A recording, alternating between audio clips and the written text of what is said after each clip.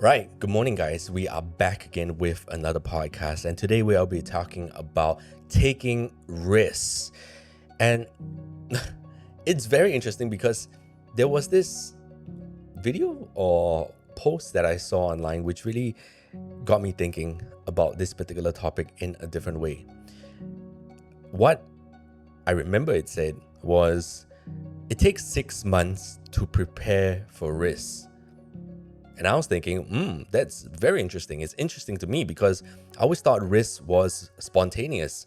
You with a couple of guys and you all make a plan to go do something crazy. It's like, all right, we're gonna start this business. You look at each other and think, well, I don't really have money. I don't know where to stay. I'm not sure what the next steps are. And you go, guys, it's all right. We're taking a risk. This could either work or not work. And then you all jump headfirst into it. That's how I always thought risk was, until I saw this post and I thought about it to myself, thinking, um, hmm, I used to be on both sides before. I did the whole spontaneous thing, but now I take a lot of calculated risks. But where does this calculation of risk come from? Where did I learn all these things? Well, I spent a lot of time learning and growing myself. And with the cumulative life experience that I've gained, I understand what are the unknowns that will pop up, the dangers that will pop up in the future, things to take note. So I avoid them or I know how to get over them. That's why when I pursue something, it's easy for me to navigate through the challenges. And failing doesn't really feel so much of a pain. Think about going for a run. I know that I can run 10 kilometers. Can I run 10 kilometers up a valley, a trail valley inside, a rice paddy field? I'm not sure. What are the risks? Well, 10 kilometers is something that I've always been doing and have been doing it for a couple of years. Therefore, I believe that getting the distance is not a problem. Do I have the right shoes? I don't think so, because my shoes are made for rubble, concrete, all that kind of thing. So it might be stuck in the mud, literally, because it might sink down and I might have to go barefoot. I don't like running barefoot because it could, I could get bitten by scorpions or that kind of thing. So as I'm thinking about this logically and also thinking about the potential risks, I'm thinking about, will this work out? Will this not work out? So I'm voting against it, voting towards it. And once these calculations come into play, I'm thinking, all right, so it just comes down to, do I want to or do I not want to? Because in the end, maybe for all I know, that this particular trail run that I do will be the best thing of my entire life, because I could be running on sand, which I did not know was there in the first place, or I did not know that the grass was actually very soft, that it don't cut me, and I am able to just get through the 10 kilometers. And also, at the end of it, the reward is I get to reach the beach. So, what is the conclusion here in terms of this? Well, it comes down to the gut feel of, do I want to do it? Do I not want to do it? Am I willing to take the risk? Am I willing to take failure as learning point? Yeah, then I go and run. But in the end, okay, if you ask me practically, will I go and run this trail? I would still say for sure, because you don't have to run the 10 kilometers. There's always time to train. There's always time to play. There's always time to experiment. And I'll take this as an experimental day to go down to the beach to see if it's possible to trail run. If it is not possible to trail run, I'll just go to the beach and enjoy myself. Yeah. So that is that. I'm feeling very stiff today. I'm feeling also a little bit of, my jaw is slightly locked in because I have been talking a lot yesterday. We're just meeting up with a lot of people. So I feel slightly sick, but not enough for me to not get through this podcast and give you guys more value. But risks, not just in life, sorry, not just in career, but also in growth, self-growth, because I'm thinking about how I used to think that growth was hard, and growth is hard because you have a lot of unknowns. I talked about just now how I understand all these unknowns, because of these life experiences, but the life experiences that you're supposed to gain will happen as you progress in life and you explore more and you learn more and you overall experience more. So at the start of it, it's going to seem very scary. It might seem like a very linear, straight path. It's like, all right, if I want to get better, then I would just have to set a routine up for myself. I would just implement some habits and that will change my life. Yes, it will. But there will be stuff that apply to you that doesn't apply to me, vice versa. Because what is unique to you may not be unique to me. I used to think about the happy people, and sadly, ironically, I have become that happy person. And let me define what a happy person is.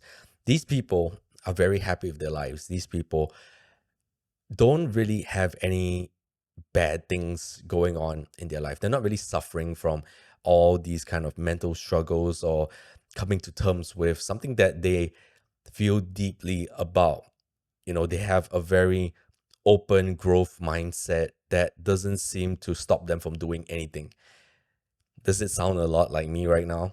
Because that person was not me. And I used to hate these people because I would think that they were putting their positive energy on me, and it became very negatively positive, positive negativity. Yeah, that's what it's called. Because they would say everything in a very positive light. They would never just listen to what is happening in my life and take it from a place of empathy to listen to where I was coming from. They would just say, oh, just smile, you'll get through it, or you are stronger than this. And ironically, I'm saying all these things now, but I'm coming from a place of, if you cannot take it at this particular time, don't. Don't try to be happy. Don't try to have a good day. I won't even tell you to have a good day. I would just tell you to have a day. Sleep right, eat right, focus on caring for yourself. Don't try to go out of your way to make the day worse than it is. You're trying to make it better, but it could come out worse. An example would be, oh, I feel like I need to go get a matcha latte at a cafe because my day is already very bad. What if you go to get that matcha latte, that particular day it is raining, but you still force yourself to go? Then now you're all drenched, you're wet. That place suddenly is closed for some particular reason. You slip, and a lot of people are around you, and you have social anxiety. These are all the risks that could potentially, be there, because when you are in this particular state of um, disparity? No, that's not the right word. Distress, basically. You start to grab the wrong things. You start to decide on the wrong things, and things start to become bad. And the day will become worse than it is. So I used to think about how I could only focus on the things that I could control, and the day will slowly get by without having more mishaps. Yeah. So with all the happy people talking about how you should be happy, you should grow yourself, you should take life positively. I hated these people. But one thing that I did not know for myself at the particular point in time was that I was going to turn into these people. And the pathway to becoming this person with a lot of abundance and growth was taking it step by step and at my own pace and looking towards what I can control. Not so much about changing the mindset almost immediately. I did not suddenly become this happy person. I became this happy person by focusing on the things that I could control. Like, again, don't have a better day, have a day and just finish it. If I'm there, stuck at work, and I'm feeling very sad with social anxiety, and I don't feel like I could move that day, and I don't really want to talk to people, I would just not be angry at anyone. I would just tell everyone like, yo, I'm feeling this way, that I need some time. Help me out. then I will feel better in a few hours. And that really helped because everyone could understand. Everyone won't check up on me because I tell them, like, just not today. I understand myself. This is what I need right now. I don't need more positive energy. I just need to be by myself right now and I'll be better. I'll still continue with the work. I'll still get things done, but I can't really talk to anyone right now. I can't really express it right now. I need to focus on myself. And that is something that helped me grow into the person. And the more that I spend time with myself and reflecting over how I was going along with life and how I was growing in my own emotional state, building the mental strength, it started to become a place of fun because my garden started to grow very much with luscious green leaves and abundance again, like I talked about. And I felt really good. But that only came with time and a lot of support and help from my friends. Not, very physically where they're coming up and giving me stuff, giving me advice, giving me positive directions in life. No, by just understanding that I needed time. And I realized for myself with self-awareness that I needed time. So that really helped me to understand myself even more. And with that, slowly I get pushed out into different comfort zones. Some days will be better than others, and some days will be worse than others. But the worst days are the times where limits will push even more, and then I will retract back. And this comes back to the risk thing that we're talking about, where I cannot stay in the same position to grow. I need to constantly push forward, fail forward, which allowed me to learn a little bit more every single day about myself. Then I'll retract back thinking, okay, that's a little bit too much. It's all right. Come back in. Push out a little bit, come back in. Push out a little bit more, come back in. Push out even more. Oh, that's too much. Take a rest for a few days. Not pushing out for the next few days. Let's try again. Push out again. All right. I think this is much better than before. Similar to running. Run 1 km, can do it. Run 2 km, can do it. Run 3, can't do it. Never mind, pull back. 2 km, 2 km, 2 km.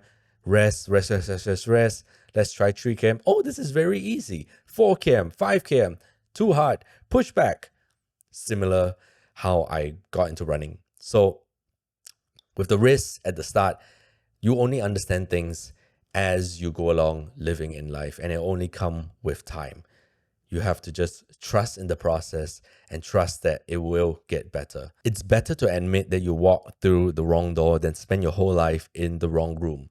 And this comes back to the self-awareness, where when you are taking the risk to grow yourself, when you know you cannot take it, it's okay to admit you can't take it and just dial back, because there's always time for you to grow. There's always time for you to try again. There's always, back to running, time for you to train. You can't hit that 1 km today. Don't. You can try again tomorrow and the next day and the next day and the next day. You are not losing out in time. It's completely okay. If you're in a job, you took the risk, it's not for you, it's okay to quit and try again. Jump careers. If you're not in the right friend group, it's okay to walk out of it, try different friend groups, or even be by yourself for a while to figure out what you want, your values are. Then try again. It's okay. That is something that I had a rougher time trying to understand for myself, because I would just blitz through everything. Okay, I need to become this guy who is better, and then I will feel even better about my life. But that didn't really work. So I wish someone told me this, that it was okay, that if it didn't really work out, it's okay to admit that I was wrong, because I don't need to know everything, and I can just dial back and try again. So in closing, how can you tell when is the right time to take risks? We talked about calculated risks that I have learned. We talked about spontaneous risks, but it all comes down to your gut. If you feel all your markers are well, safe and prepared in terms of calculations, and you believe that is right, go for it. If you have no idea if this is going to work out, but you feel that you want to try, go for it.